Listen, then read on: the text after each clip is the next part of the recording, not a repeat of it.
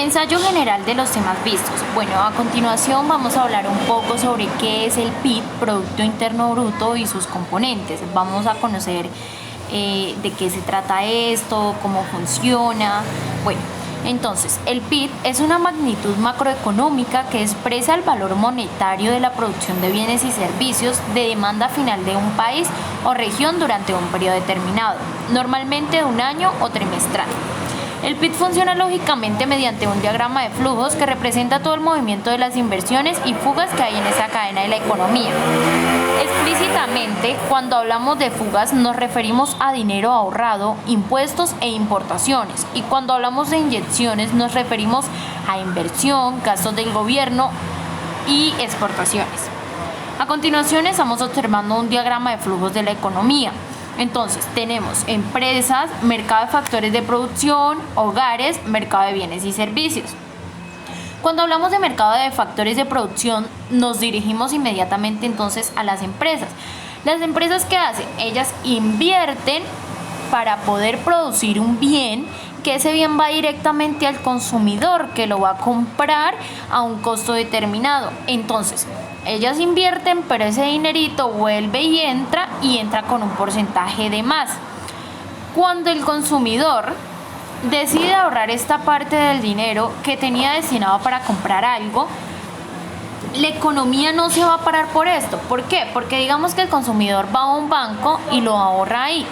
¿Qué va a hacer el banco? El banco va a prestar este dinero a otra persona que lo necesite para ingresarlo nuevamente a la economía. Entonces la cadena sigue y sigue y sigue y la economía no se estanca. Ahora, para entender un poco mejor esto, vamos a hablar sobre el PIB potencial y el PIB real. El PIB potencial es la capacidad productiva de la economía. Si la economía produjera ese nivel potencial con todos los demás constantes, no habrían variaciones en la inflación, por lo que también se conoce como el valor no inflacionario del PIB. En contraste, el PIB real se refiere al valor total de los bienes y servicios producidos en un país sin tener en cuenta la inflación ocurrida en el periodo respectivo. Esto quiere decir que para que un país mantenga una economía estable y rentable, el PIB potencial debe estar por encima o igual al PIB real, pero si está por debajo, esto quiere decir que la economía está entrando en crisis.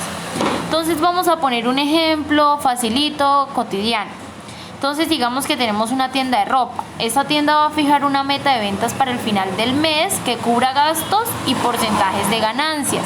Entonces, el PIB real será la meta fijada y el PIB potencial será lo que venderemos independientemente si este es menos o más de lo fijado. Si las ventas están por debajo del PIB real, esto quiere decir que la tienda no está siendo rentable y está entrando en una crisis económica. Si por el contrario la tienda está por encima del PIB real, podemos deducir claramente que hay unos ingresos mayores y por lo tanto la tienda está siendo rentable.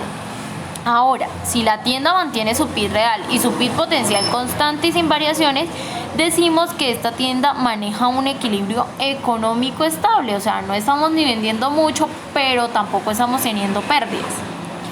Ahora vamos a ver las brechas del PIB y la formulación de políticas. ¿Qué son las brechas? Bueno, esto de las brechas de producción son las diferencias entre cuánto estamos creciendo y cuánto deberíamos estar creciendo si queremos llegar al lugar ideal. Estas brechas de producción pueden ser positivas o inflacionarias si realmente estamos creciendo más rápido de lo que deberíamos, o negativas si el crecimiento es muy lento y estamos generando desempleo. En caso de que estemos creciendo justo al ritmo perfecto donde deberíamos crecer, no generaríamos ningún tipo de brecha. ¿Por qué? Porque no estamos creciendo mucho ni estamos bajando muy poco las ventas.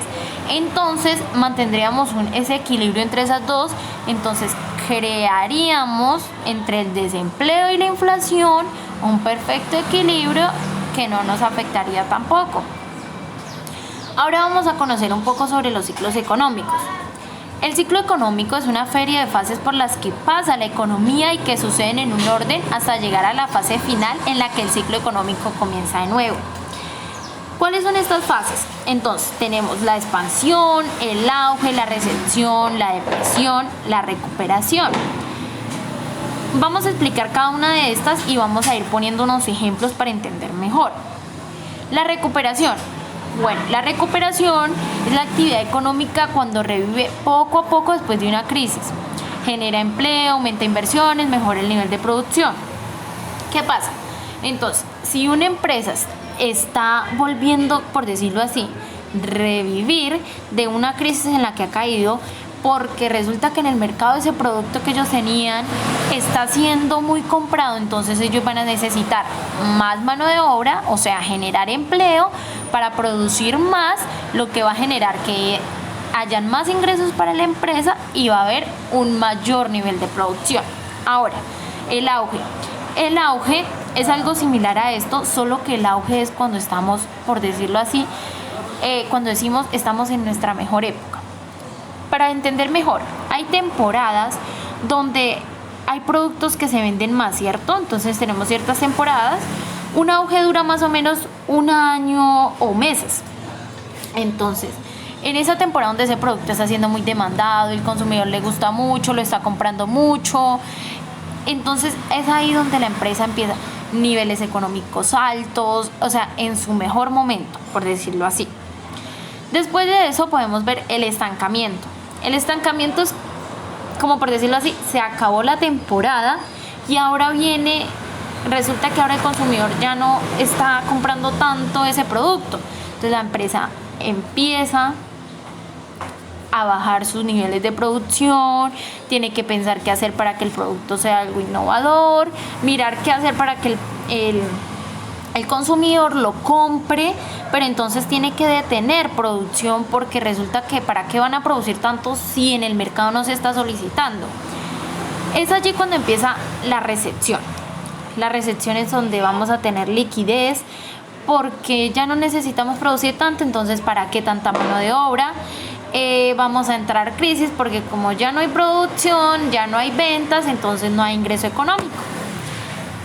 Bueno, ahora vamos a hablar de la oferta agregada y la demanda agregada.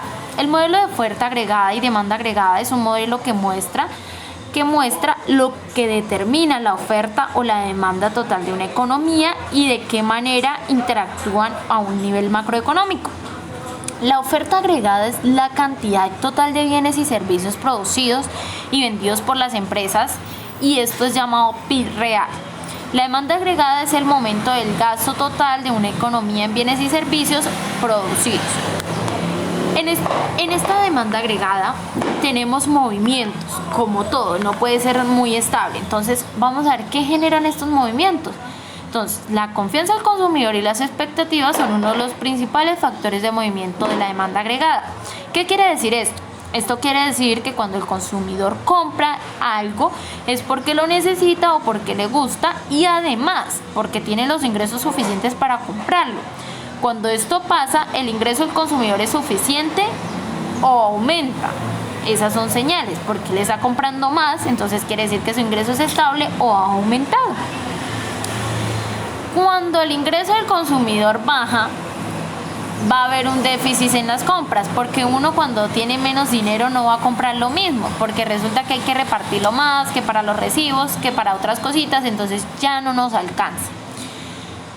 La ley que podemos aplicar mejor es entre más barato, más compra, entre más caro, menos compra. Ahora vamos a ver el movimiento de la oferta agregada.